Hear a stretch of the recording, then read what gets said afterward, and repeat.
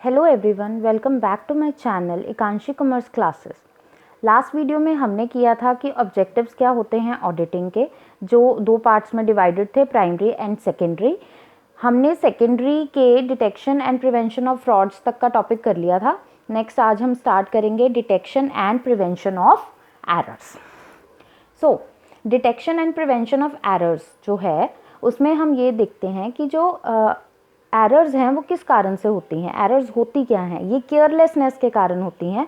जो भी person accounts बना रहा है, बुक्स ऑफ अकाउंट्स प्रिपेयर कर रहा है, जब वो केयरलेसनेस के कारण कोई गलतियां हो जाती हैं रिकॉर्डिंग में, तो उसे हम कहते हैं एरर्स। तो टाइप ऑफ एरर्स कौन कौन सी हैं जो हो सकती हैं? वो हैं clerical errors, errors of duplication, error of compensation and error of principle. Clerical errors को आगे हमने दो हिस्सों में बांटा है, error of omission and error of commission. ये हम पढ़ेंगे क्या होती हैं। क्लैरिकल एरर्स क्या हैं? Errors committed in posting, totalling, balancing of accounts. तो ये क्लैरिकल एरर्स वो एरर्स हैं जो कि इन तीनों में हो सकती हैं। मतलब जब हम लेजर में पोस्टिंग करते हैं या टोटलिंग करते हैं या जब भी अकाउंट्स की बैलेंसिंग करते हैं, वो जो बैलेंस कैरी डाउन वगैरह निकालते हैं, ये ट्रायल बैलेंस को इफेक्ट नहीं करेंगे। इनकी भी आगे दो टाइप्स हैं, error of omission and error of commission. Error of omission क्या होता है? जब ट्रांजैक्शन जो है वो रिकॉर्ड ही नहीं हुई, ओमिट हो गई, हमने रिकॉर्ड ही नहीं की, या हमने आधी अधूरी रिकॉर्डिंग की है। आधी अधूरी यानी जैसे कैश को डेबिट कर दिया, लेकिन जिससे हमने कैश रिसीव किया उस पर्सन को या उस पर्सन को हमने क्रेडिट नहीं किया। इट अराइजेज ट्यू, अब ये होती क्यों है? ये अराइज होती हैं क्लर्क्स की मिस्टेक के कारण। ये भी आगे दो हिस्सों में बटी हैं, errors of complete omission and error of partial omission. तो कंप्लीट ओमिशन क्या है वो मैंने पहले ही बता दिया, जब पूरी की पूरी एंट्री ही हमने ओमिट कर दी। जैसे good sold for cash to Ram for 10,000 on 1 July not recorded in the cash book, हमने बुक में एंट्री ही नहीं की। पार्शियल ओमिशन जो है वो क्या है? Partial omission these are detected easily, ये ईजिली हो जाती हैं क्योंकि हमने एक जो है उसका आधा इफेक्ट हमने शो किया है, आधा नहीं किया। तो एज वो रूल होता है कि दोनों तरफ इफेक्ट होना चाहिए, तो ये ईजिली जो है वो डिटेक्ट हो जाती हैं। These are recorded easily as it will affect the agreement of trial balance. इनके एग्जाम्पल्स हैं, credit purchase from mister C for ₹45,000 on 10th Jan is entered in purchase book but not in mister C account. हमने purchase book में उनकी entry कर दी, लेकिन mister सी के account में entry करना भूल गए। Cash book total of 1,10,000 on page 5 is not carry forward to next page. मतलब जो कैश बुक का टोटल था, जो जिसका टोटल आया पेज नंबर 5 पे आया इतना, तो उसको नेक्स्ट पेज नंबर 6 पे हम ब्रॉट डाउन लिखेंगे, वो हमने नहीं लिखा। ठीक है। नेक्स्ट है error of commission. Error of commission क्या होती हैं? जो तीन तरीके से होती हैं, या रिकॉर्डिंग में, पोस्टिंग में, या एरर ऑफ कास्टिंग। तो ये होती क्या है? सबसे पहले एरर ऑफ रिकॉर्डिंग, जैसे हमने गुड्स परचेज की मिस्टर एक्स से 1,000 के लिए, तो हमने क्या किया? परचेज बुक में एंटर करने की बजाय उसको क्या कर दिया? सेल्स बुक में एंट्री कर दी। एरर ऑफ पोस्टिंग, पोस्टिंग का मतलब जर्नल एंट्री तो सही है, लेकिन लेजर में उसकी पोस्टिंग जो है वो गलत कर दी है। जैसे एग्जांपल, रेंट पे टू लैंडलॉर्ड, तो उसकी एंट्री क्या होती है?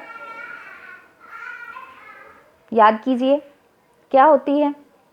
Rent account debit to cash suppose, तो हमने उसको लैंडलॉर्ड के अकाउंट में डेबिट कर दिया।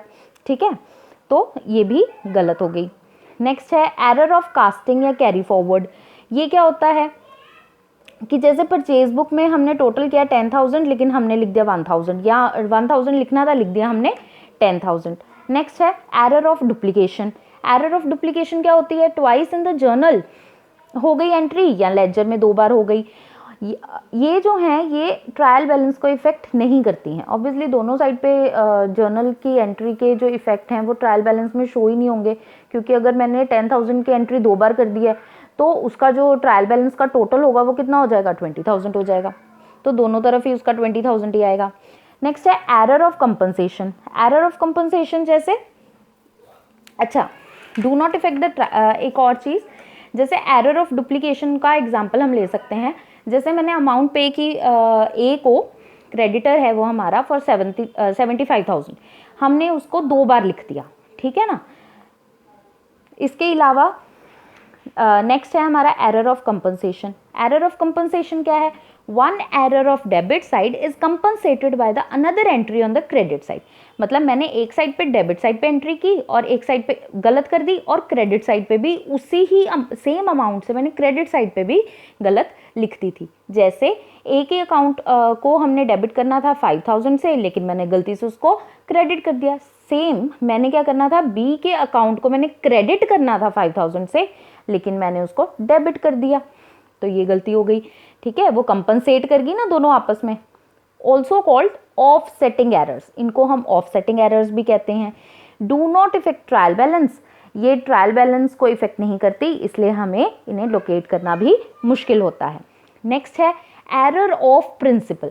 एरर ऑफ प्रिंसिपल क्या है? जहां पर हम प्रिंसिपल को ही गलत कर देते हैं। जैसे फॉर एग्जाम्पल रिपेयर्स हमने की ऑफिस बिल्डिंग पे, तो ये कहाँ, कौन से अकाउंट में जानी चाहिए? रिपेयरिंग के अकाउंट में जानी चाहिए, लेकिन हमने उसको कहाँ पे डाल दिया? बिल्डिंग के अकाउंट में। तो जो हमारा एक्सपेंस नेचर था वो एसेट को हमने डेबिट कर दिया, तो प्रिंसिपल की ही गलती हो गई। ठीक है, ये पढ़ लेते हैं।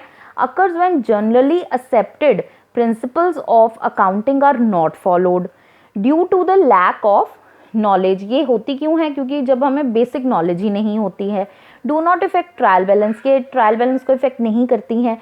Difficult to locate this errors, जो ट्रायल बैलेंस को इफेक्ट ही नहीं करेंगी तो उनको एरर्स को ढूंढना भी मुश्किल हो जाएगा। सो एक बार हम इनको सबको रिवाइज कर लेते हैं जो भी हमने पढ़ा है ऑब्जेक्टिव्स में। ओके, हमने पढ़े थे ऑब्जेक्टिव्स, जिसमें हमारे पास क्या आते हैं? Primary and secondary. प्राइमरी में हमें बुक्स ऑफ अकाउंट्स की एक्यूरेसी चेक करनी होती है, और दूसरा हमें अपना ओपिनियन देना होता है। सेकेंडरी में आता है detection and prevention of frauds and detection and prevention of errors.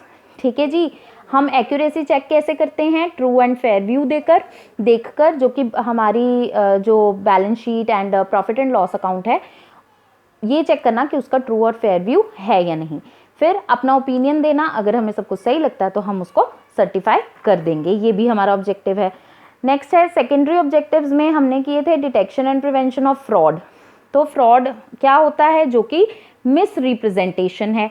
ठीक है, इसमें 3 चीज़ें हमने की, कौन सी की थी कैटेगरीज में? Miss appropriation of cash, miss appropriation of goods and manipulation of accounts. Manipulation accounts में ही आता है अंडर या ओवर वैल्यूएशन ऑफ स्टॉक, लेकिन कुछ बुक्स में इसे अलग से पॉइंट दिखाया गया है, तो आप इसको अलग से भी लिख सकते हैं। ठीक है जी, नेक्स्ट